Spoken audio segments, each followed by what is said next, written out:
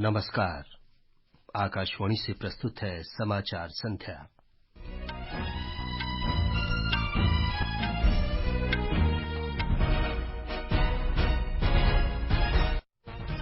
प्रधानमंत्री नरेंद्र मोदी ने कहा, अमृतकाल के दौरान सरकारी योजनाओं का पूरा लाभ सबको पहुंचाने का सरकार का लक्ष्य। राष्ट्रपति द्रौपदी मुर्मू ने कहा, महिलाओं ने भारतीय समाज में मूल्य और नैतिकता को सशक्त करने में महत्वपूर्ण भूमिका निभाई। त्रिपुरा विधानसभा चुनाव के लिए प्रचार जोरों पर। मेघालय और नागालैंड में कल नाम वापस लेने का अंतिम दिन। तुर्की और सीरिया में भूकंप से मृतकों की संख्या 17,000 से अधिक हुई। तुर्की के इस्कंदरन में सेना के फील्ड अस्पताल ने काम करना शुरू किया। और नागपुर में गावस्कर बॉर्डर ट्रॉफी क्रिकेट श्रृंखला के पहले मैच में ऑस्ट्रेलिया की पहली पारी 177 रन पर सिमटी। समाचार संध्या के साथ मैं विमलेंदु पांडे। प्रधानमंत्री नरेंद्र मोदी ने कहा है कि सरकार ने अमृतकाल के दौरान योजनाओं का लाभ सभी को मिलने का लक्ष्य रखा है। उनकी सरकार लोगों की आकांक्षाओं तथा अपेक्षाओं से प्रेरित है। सरकार मुद्दों का स्थायी समाधान ढूंढने के लिए पूरी प्रतिबद्धता के साथ काम कर रही है। श्री मोदी राज्यसभा में राष्ट्रपति के अभिभाषण पर धन्यवाद प्रस्ताव पर चर्चा का जवाब दे रहे थे। उन्होंने कहा कि उनकी सरकार ने कार्य करने की एक नई संस्कृति विकसित की है, जिसका लाभ समाज के हर वर्ग को बिना किसी भेदभाव के मिल रहा है। हर योजना के जो लाभार्थी हैं 100% लाभ कैसे पहुंचे, बिना रोक टोक के लाभ पहुंचे। और मैं कहता हूं, अगर सच्चा पंथ निरपेक्षता है तो यही है, सच्चा सेक्युलरिज्म है तो यही है। और सरकार उस राह पर बड़ी ईमानदारी के साथ चल पड़ी है। प्रधानमंत्री ने कांग्रेस पार्टी पर आरोप लगाया कि उसके शासन में देश का अपेक्षित विकास नहीं हुआ, जबकि उस दौरान छोटे छोटे देशों ने भी सफलता की ऊंचाइयों को हासिल किया। श्री मोदी ने समाज के हर वर्ग के कल्याण के लिए अपनी सरकार की योजनाओं के बारे में जानकारी दी। प्रधानमंत्री ने जनधन योजना, ढांचागत परियोजनाओं, डिजिटल इंडिया पहल, आयुष्मान भारत, एलपीजी कनेक्शन और महिलाओं तथा समाज के वंचित वर्गों के सशक्तिकरण के लिए किए गए प्रयासों का उल्लेख किया। हमारी माताओं, बेटियों को, बहनों को लकड़ी के धुएं से जिंदगी में मुसीबतें झेलनी न पड़े, इसलिए हमने उज्ज्वला योजना से गैस का कनेक्शन दिया। पीने का पानी के लिए जूझना न पड़े, हमने नल से घर तक पानी पहुंचाने का अभियान चलाया। कितनी ही गंभीर बीमारी हो, उन माताओं बहनों को आयुष्मान कार्ड देकर के अस्पताल में बड़ी से बड़ी बीमारी से मुक्ति का रास्ता हमने खोल दिया है। प्रधानमंत्री नरेंद्र मोदी ने कहा कि स्वतंत्रता के बाद से देश के 18,000 से अधिक गांवों में बिजली नहीं थी। श्री मोदी ने बताया कि उनकी सरकार ने इन क्षेत्रों में निर्धारित समय के भीतर विद्युतीकरण करना सुनिश्चित किया है। आजादी के अनेक दशकों के बाद इस देश में 18,000 से ज्यादा गांव ऐसे थे जहां बिजली नहीं पहुंची थी, और हमने हर गांव में बिजली पहुंचाने का संकल्प उठाया। समय सीमा में 18,000 गांवों में बिजली पहुंचाई। और उस चुनौतीपूर्ण काम करने के पीछे गांवों में एक नई जिंदगी की अनुभूति हुई। देश की व्यवस्था पर उनका विश्वास बढ़ा। प्रधानमंत्री के भाषण के बाद कांग्रेस, तृणमूल कांग्रेस, राष्ट्रवादी कांग्रेस पार्टी और अन्य दलों के सदस्यों ने बहिर्गमन किया। बाद में सदन ने राष्ट्रपति के अभिभाषण पर धन्यवाद प्रस्ताव को स्वीकार कर लिया। इससे पहले राज्यसभा में भोजनावकाश के बाद राष्ट्रपति के अभिभाषण पर प्रधानमंत्री नरेंद्र मोदी के जवाब के दौरान विपक्ष के हंगामे के कारण सदन की कार्यवाही बार बार बाधित हुई। लोकसभा में आज वर्ष 2023-24 के केंद्रीय बजट पर फिर चर्चा शुरू हुई। चर्चा में भाग लेते हुए वाईएसआर कांग्रेस के सांसद भरत राम मारगानी ने इसे व्यापक बजट बताया। तृणमूल कांग्रेस के प्रोफेसर सौगत राय ने बजट को अवसरवादी बताते हुए कहा कि इसमें भविष्यवादी दृष्टिकोण का अभाव है। मार्क्सवादी कम्युनिस्ट पार्टी के एएम आरिफ का कहना था कि मनरेगा के लिए धन आवंटन में कमी कर दी गई है। राष्ट्रपति द्रौपदी मुर्मू ने देश के सामाजिक और आर्थिक सुधार में महिलाओं की भागीदारी पर जोर दिया है। वे आज गुरुग्राम में ब्रह्म कुमारी ओम शांति आश्रय स्थल केंद्र में मूल्य पर आधारित समाज की स्थापना के तौर पर राष्ट्रीय अधिवेशन के उद्घाटन समारोह को संबोधित कर रही थीं। राष्ट्रपति मुर्मू ने ब्रह्म कुमारी संगठन के कार्यों की सराहना की। उन्होंने कहा, जहां कहीं महिलाओं को समान अवसर मिले हैं, उन्होंने पुरुषों से बढ़ चढ़कर काम किया है।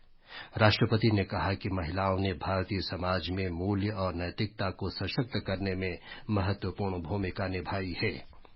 परिवार को सशक्त करने के राष्ट्रीय जागरूकता कार्यक्रम का आरंभ करते हुए राष्ट्रपति ने कहा कि माँ परिवार की पहली गुरु होती है। कि माता गुरु होती है, बच्चे अनुकरणीय होती है, माताओं से ही सीखते हैं, बड़ों से सीखते हैं, समाज से सीखते हैं। बच्चों का दिमाग कच्ची मिट्टी की तरह नरम और आकारहीन होती है। इस मिट्टी के पिंड से दिव्य मूर्ति बनाई जा सकती है।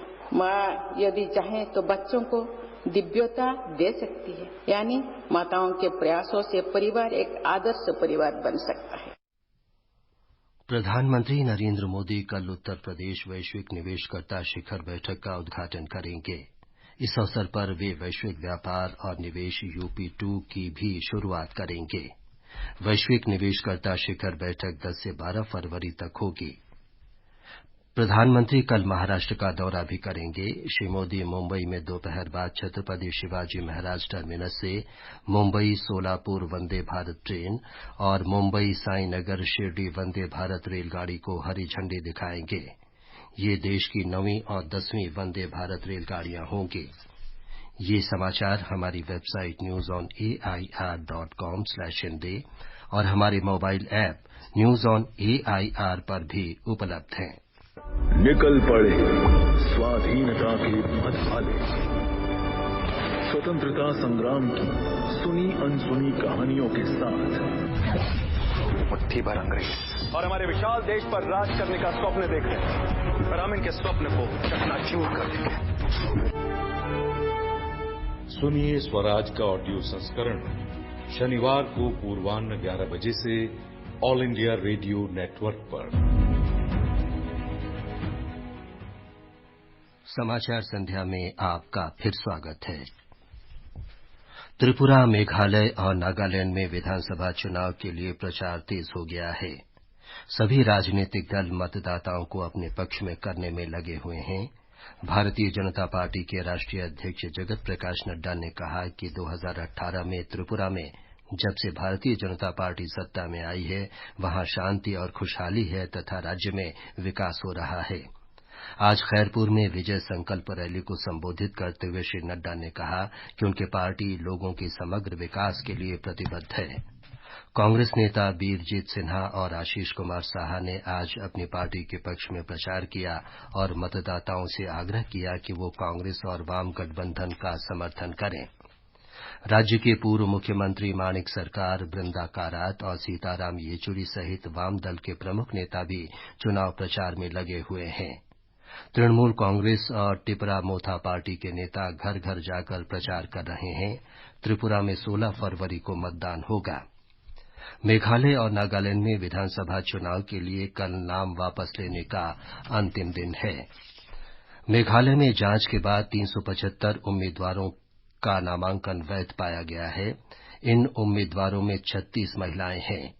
हमारे संवाददाता ने खबर दी है कि मेघालय समाज में महिलाओं का वर्चस्व होने के बावजूद राज्य की राजनीति में उनका प्रतिनिधित्व बहुत कम है। मेघालय देश के उन चुनिंदा राज्यों में से है जहां पर महिला मतदाताओं की संख्या पुरुष मतदाताओं से अधिक है। इतना ही नहीं, वोट डालने के मामले में भी महिलाएं पुरुषों से ज्यादा बढ़ चढ़कर हिस्सेदारी करती हैं। हालांकि मातृसत्तात्मक समाज होने के बावजूद मेघालय की विधानसभा में महिलाओं का प्रतिनिधित्व बेहद कम है। मौजूदा विधानसभा में केवल 4 महिला विधायक हैं। मेघालय की सरकार ने 2021 में एक कानून पास करके ग्रामीण रोजगार परिषद और ग्रामीण स्वास्थ्य परिषद में महिलाओं के लिए 50% आरक्षण का प्रावधान कर दिया था, ताकि नीति निर्धारक निकायों में महिलाओं का जमीनी स्तर पर प्रतिनिधित्व बढ़े। इस बार 60 सीटों के चुनाव में 36 महिलाएं फिलहाल मैदान में हैं और देखना दिलचस्प होगा कि कितनी महिला उम्मीदवार विधानसभा की चौखट तक पहुंच पाती हैं। सुशील चंद्र तिवारी, आकाशवाणी समाचार, शिलांग। नागालैंड में विधानसभा चुनाव के लिए प्रचार अभियान जोर पकड़ रहा है। एक रिपोर्ट। नागालैंड के 60 निर्वाचन क्षेत्रों की विभिन्न राजनीतिक पार्टियों के उम्मीदवार चुनावी रैलियों और बैठकों से चुनाव प्रचार की शुरुआत कर चुके हैं। राजनीतिक पार्टियां अपने अपने घोषणा पत्र और उपलब्धियां गिनाकर रेडियो, टेलीविजन और सोशल मीडिया के मंचों के जरिए भी मतदाताओं तक पहुंचने की कोशिश कर रही हैं। 10 से अधिक राजनीतिक पार्टियां और निर्दलीय राज्य में होने वाले चुनाव में भाग्य आजमाएंगे। इनमें 4 महिला उम्मीदवारों सहित कुल 200 उम्मीदवार हैं। कोहिमा से असुनो की रिपोर्ट के साथ समाचार कक्ष से मनोज। मेघालय और नागालैंड में 27 फरवरी को मतदान होगा। केंद्रीय सूचना और प्रसारण राज्य मंत्री एल मुरुगन आज श्रीलंका के जाफना पहुंचे। जाफना में उनका गर्मजोशी से स्वागत किया गया। भारत और श्रीलंका के बीच यात्री नौका सेवाओं के माध्यम से संपर्क जल्द ही शुरू होने वाला है।